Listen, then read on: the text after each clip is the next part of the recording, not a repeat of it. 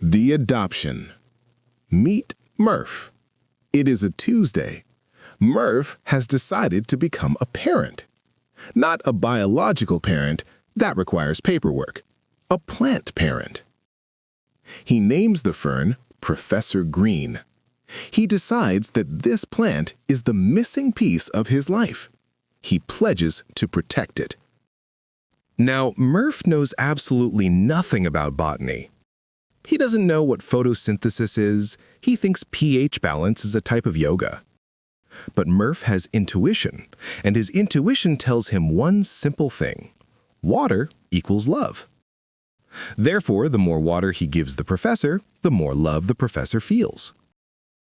He decides, based on absolutely zero data, that this fern needs to be watered 3 times a day. He is confident. He is proactive. He is disastrously wrong. The first signs of trouble. 1 week passes. Professor Green is not doing well. The leaves are turning yellow. To any rational observer, this is a classic sign of overwatering. The plant is drowning. It is gasping for air. But Murf is not a rational observer. Murf is a creature currently under the influence of confirmation bias. Confirmation bias is the brain's tendency to interpret new evidence as confirmation of one's existing theories or beliefs. Murf's existing theory is, I am a good plant dad and water is good. When he sees the yellow leaves, his brain does not say, uh-oh, I messed up. His brain says, ah, yellow means dry. It resembles the desert. Poor thing is thirsty. He has taken evidence that proves he is wrong and twisted it into evidence that proves he is right. The biased search engine. But Murf isn't completely irresponsible. He decides to do some research to confirm his diagnosis. He goes to his laptop. Now, if Murf were an unbiased scientist, he would type into the search bar, reasons for yellow leaves on fern. But Murf is not looking for the truth. He is looking for validation.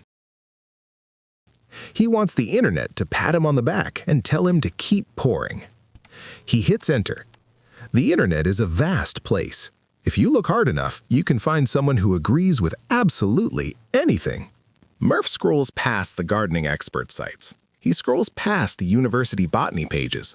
They all say stop watering. They are boring. They are negative. And then he finds it.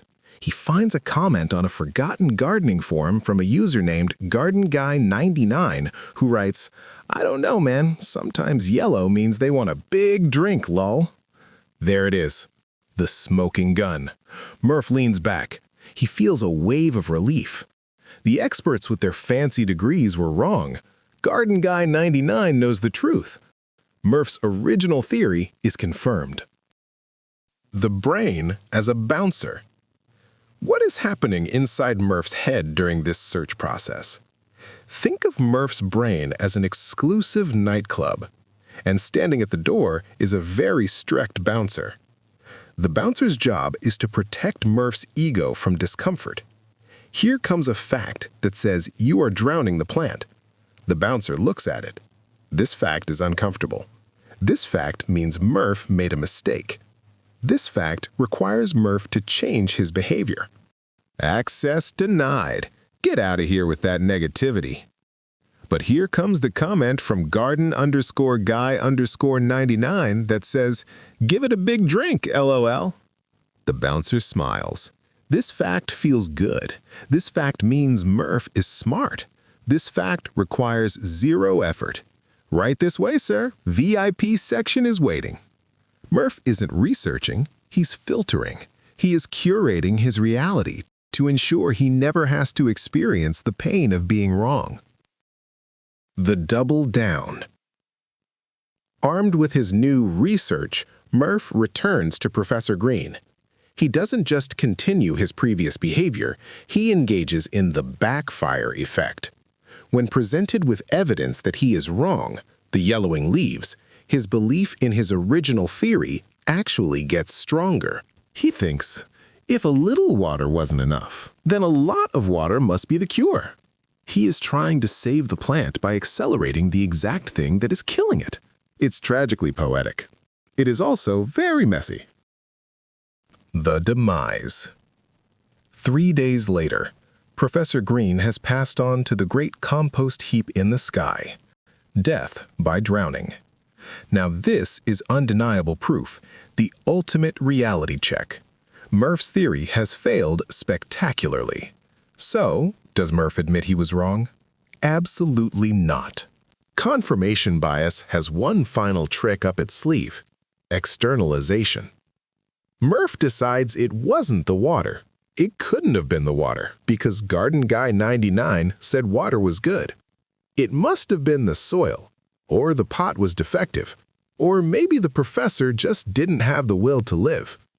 Murf has successfully protected his ego. He is still a good plant dad. He just got a bad batch of fern. The remedy. So how do we stop Murf before he serial kills his way through the entire garden center?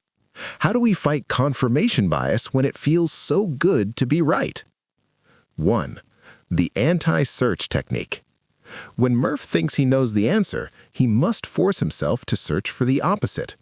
If you think water is good, search for why water is bad. You don't have to believe it, but you have to let the bouncer let it in the building just to look at it. 2. Watch out for egocentric emotions.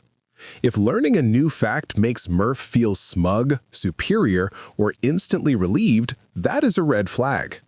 Truth is usually complicated and boring. If an answer feels too perfect and makes you feel like a genius, it's probably confirmation bias talking. 3. The outside observer test. Murf should ask himself, if my neighbor was doing exactly what I am doing, would I think they were an idiot? Distance provides clarity. We are much better at spotting bias in other people than in ourselves. The debrief. We all want to be right. It feels safe. It feels comfortable. It means we don't have to change. But if you only look for facts that confirm what you already believe, you aren't learning. You're just rereading your own diary and calling it research. The world is complicated. Sometimes yellow leaves mean dry. Sometimes they mean wet. Sometimes you're right. And sometimes you are the guy taking advice from Garden Guy _99. Growth happens when you admit you might not know everything.